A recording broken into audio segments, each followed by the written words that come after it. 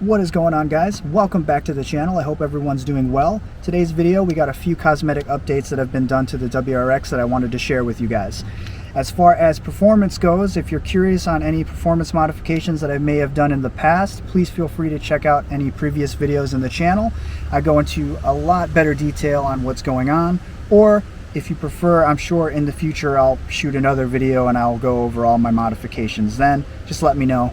And also, real quick to interrupt this video, what do you guys think of that 2022 WRX? Do you like the styling? Do you not? Are you disappointed? Are you happy?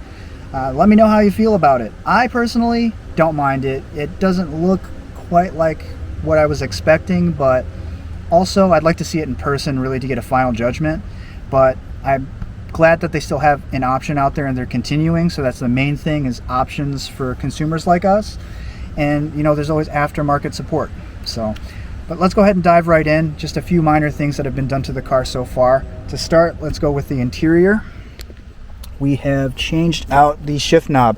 So we got a custom piece here made by a local Subaru guy, very active on the forums, one of the admins, and he's just overall a great guy. He does a lot of event organizations, and I couldn't be happier. It is a weighted shift knob. This replaced my Tomei Duracon Type SS shift knob.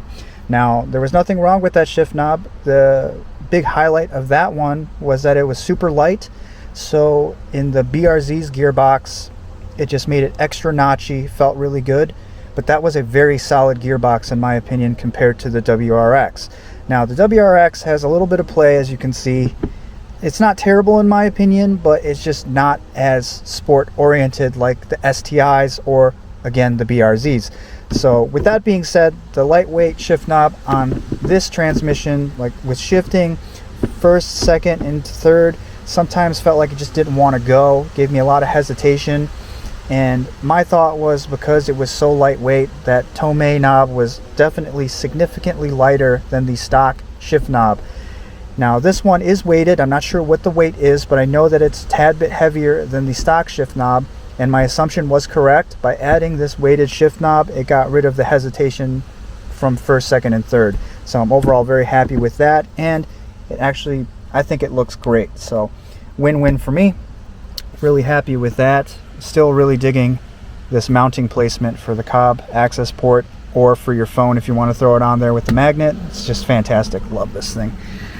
And then a minor thing is just this coin box, which is super cheap. You can get it on Amazon or SubiSpeed or wherever you get your Subaru parts. I'm sure they have it. It's just an inexpensive thing. You can throw some change in there. Just a nice little thing. And super easy to do. And again, very minor mod. Now let's go to the exterior. Have a few things done. Front and rear badges have been switched out, but my rear badge grew a pair of legs and I no longer know where it is. Just the frame left, so I'll have to replace that again. I did debadge the lettering, and I got rid of the chrome because I don't really like chrome on modern cars, and I kind of feel like something needs to be back there again, so I'll probably order some black lettering sometime in the near future and put those on there, because I just feel like something's missing here. It's just too much of an open canvas. I'm usually a huge fan of debadging cars, but when it came to doing this one afterwards, I just didn't feel as satisfied. So maybe I'll find a different solution for that in the future. But again, it's no big deal. It's just a very clean look to it. It's just too much of an open canvas for me. I'd like a little bit more detail to break up all this openness. We do have these rear tint overlays. These I wanted for again, I don't like the chrome, but more importantly, when I did the LED switch outs for the back, the rear reverse lights just became overwhelmingly bright. So I put those on and it's still really bright, but it's just no longer overwhelming. So mission accomplished there. And then on the sides, I actually just repainted the factory emblems. So I used matte black paint, 3 coats of that and 3 coats of a matte clear finish to add a little layer of protection there. I think they look great. I'm a fan of the matte black over the gloss black.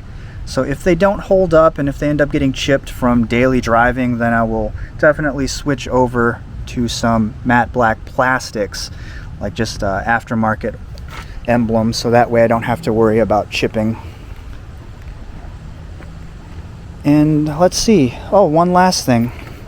We did add a CompuStar security system / remote start. So this manual shift car does have remote start now, which is fantastic for anyone that lives in a super cold climate. I personally I wanted to have it because in the dead of winter the windshields take forever to break up the ice, so I figured while making a coffee or something, just start the car, get it warming up, so that way I can take care of it a lot easier. Other than that, everything is pretty much standard from the last time. What I would like to do is I would like to switch out the tint. That's something I normally do right off the rip. I haven't got this car tinted though, so that's just strange to me, so I'll have to do that soon. That's usually my first move. I don't know why I didn't do it. Wheels, yes, I would like different wheels, but I will say that for the Michigan roads that we have here, they hold up great, and that's the main thing. So I'd love to get a set of bronze wheels in the future, but for now these withstand the Michigan roads, and that's more than I can ask for. And then the headlights, I'd like to get a chrome delete.